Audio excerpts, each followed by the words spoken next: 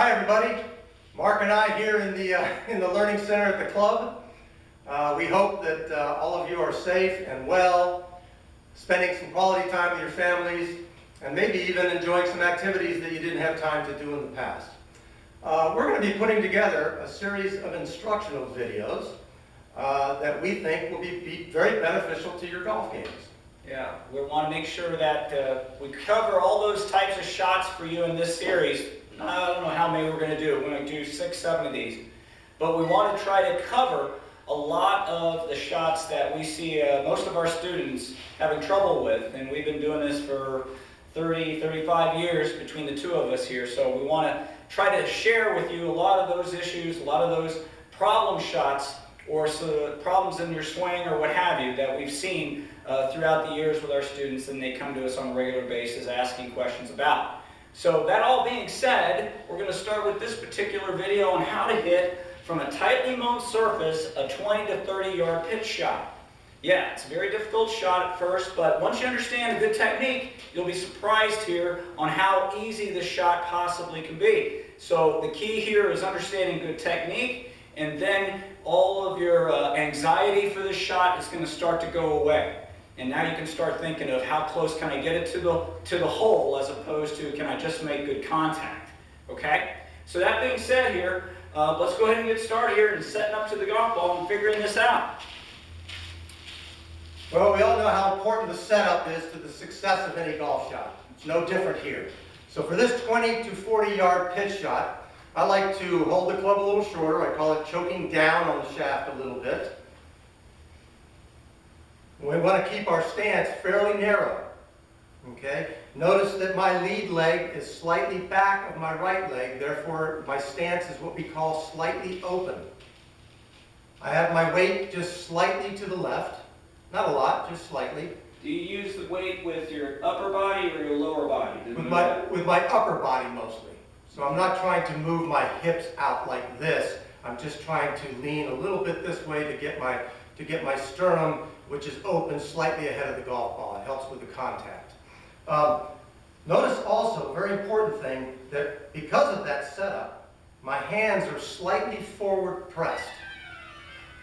Okay? This is very important because Mark in a moment is going to talk about the angles that we need to maintain throughout the golf swing, and by forward pressing my hands, I have already preset that angle. Okay, so yeah, so what we're trying to do here is maintain certain angles, and that's all the way through this motion. Okay, this isn't about trying to do something with wrist and hand small muscles. This is going to be led by big muscle groups. So the setup here, like Mark was just saying, is very, very important. Once we maintain it, now we can start to move, and it's going to be limited, but we're only talking about a 20 or 30 yard shot. So Mark, go ahead and set up one more time here. I'll talk a little bit more in detail what that means. So here again, good setup position, so on and so forth. He's got his chest slightly forward and his open stance. He's got a slight forward press in the hands. And what we're trying to do here is not change these angles while we make the motions. So we're going to use big muscle groups here to swing the golf club, not small.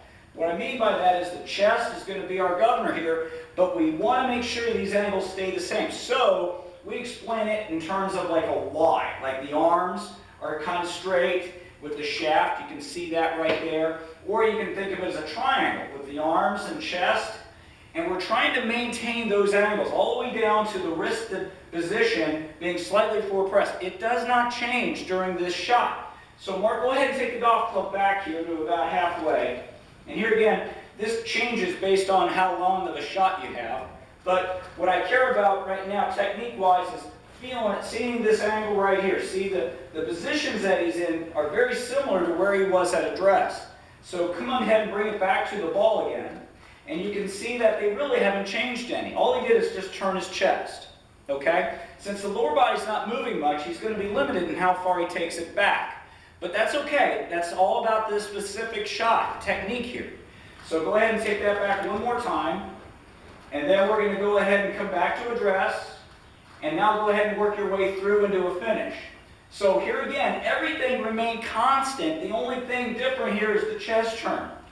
Yes, there's going to be some lower body action, but you're not thinking about it. You're trying to keep the lower body still We have an open stance because we want that ability of chest, which means your hip needs to move open a little bit. You care about the chest, nothing in the lower body. Mark, go ahead. Here, I'll hit one with the ball in real time. That's great. So That you can felt see- great. That was great. Yeah, you can see the angles remain the same. Thanks for holding that finish there. So you can see that the less is more. With this specific shot, we don't want much in the lower body, and we set ourselves up to make that happen. And we care about the big muscles moving this shot. The arms, the hands, they're going to be maintained the same way they were at address. And we know that the golf club can get back to the bottom of the ball because why? Because it's there at address. So if it's there at address, if we just maintain those same angles, we'll get back to the same spot. So it's important that we understand the technique of setup, and then we understand how to move the chest, arms in that motion. Mark, do you have anything further to add? Yeah, all I would add is that we all have a favorite club that we like to hit these shots with. It may be your lob wedge, your 60-degree wedge, or your 56-degree wedge, or maybe you like the ball to roll a little bit more. You might be using a 50 or 52-degree wedge, gap wedge of some sort. Doesn't really matter. That's all going to be determined by the shot you have in front of you. But what I would add is that obviously the more loft you use, the more swing you're going to need to get the ball to land where you want it to. And realizing that the lower loft you use, the more the ball's going to roll out. So you have to keep all that into account.